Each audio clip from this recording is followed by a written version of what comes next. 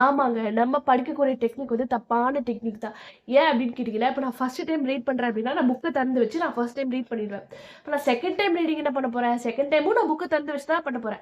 Third டைமும் நான் revise பண்ணும்போது நான் புக்க திறந்து வச்சு தான் ரிவைஸ் பண்ண போறேன். இப்படி பண்றதுனால நோ யூஸ். நம்ம என்ன படிச்சாலும் ஞாபகத்திலே இருக்காது. ஸோ நம்ம என்ன பண்ணணும் அப்படிங்கிறத இந்த வீடியோக்குள்ள போய் நம்ம தெரிஞ்சுக்க போறோம்.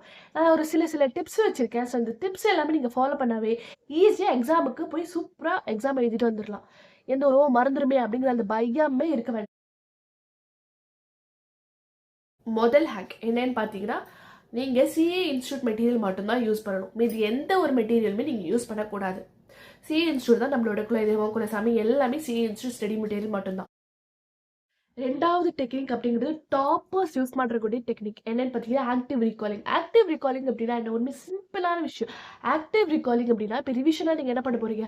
புக்க திறந்து வச்சு ஓப்பன் பண்ணி பார்த்து ரிவைஸ் பண்ண போறீங்க. பார்த்து ரிவைஸ் பண்றதுனால நீங்க திருப்பி நீங்க வந்து அந்த டாபிக் உங்களுக்கு சஸ்டெயின் ஆயிருக்கா அப்படிங்கிறது உங்களுக்கு தெரியாது. உங்களுக்கு அது வந்து ரீகால் பண்ண முடியுதா அப்படிங்கிறது தெரியாது. ஸோ நீங்க என்ன பண்ணணும் அப்படின்னு பார்த்தீங்கன்னா, புக்க நீங்க ஓப்பன் பண்ணி வச்சுக்காம புக்க க்ளோஸ் பண்ணிட்டு ரீகால் பண்ணி பார்க்கணும். உங்களால அது ரீகால் பண்ண முடியுதா அப்படிங்கிறது நீங்களே உங்கள வந்து டெஸ்ட் பண்ணிக்கிறீங்க. அப்படி ரீகால் பண்ண முடியல, திருப்பி உட்காந்து படிங்க.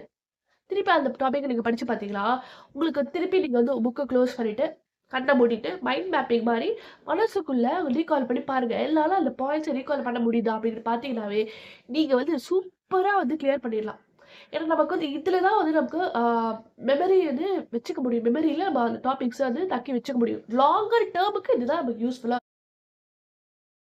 இது 3வது டெக்னிக். ஆக்டிவ் ரீகாலிங்லாம் பண்ணிட்டீங்க. சூப்பரா உங்களுக்கு வந்து எல்லாமே ஞாபகத்துல வருது. இது மட்டும் பத்தாது. என்ன பண்ணணும் அப்பன்னா? எனக்கு ரிட்டன் பிராக்டிஸ் தேவை. எனக்கு ரைட்டிங் பிராக்டிஸ் தேவை. உட்கார்ந்து எழுதி பாருங்க. எவ்வளோ தடவை நீங்க எழுதுறீங்களோ, அவ்வளோ தடவை உங்களுக்கு அது மனசுக்குள்ள போய் பதியும். நீங்க எழுதி பார்த்தா மட்டும் தான் உங்களுக்கு வந்து அந்த எக்ஸாம்ல போய் அந்த எக்ஸாம் ஃபியர் இருக்காது. இப்ப நீங்க எழுதி பார்க்கல அப்படின்னா எக்ஸாம்க்கு போறீங்க.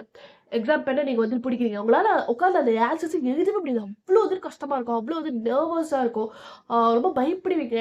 பேனாவே ஃபர்ஸ்ட் பிடிக்க முடியாது. அந்த மாதிரி உங்களுக்கு வந்து ஃபீல் பண்ணுவீங்க. ஸோ இதுக்காக நீங்க என்ன பண்றீங்க? உட்கார்ந்து எழுதி பாருங்க. டெய்லி எழுதி பார்த்தாவே நீங்க வந்து சூப்பரா அது வந்து பாஸ் ரைட்டிங் பிராக்டிஸ்லாம் முடிச்சதுக்கு அப்புறமா என்ன பண்ணணும்? ரைட்டிங் பிராக்டிஸ்லாம் முடிச்சதுக்கு அப்புறம் நான் உட்காந்து past papers, RTP, revision test papers, mark test பேப்பர்ஸ்லாம் நான் போட்டு பார்க்கணும்.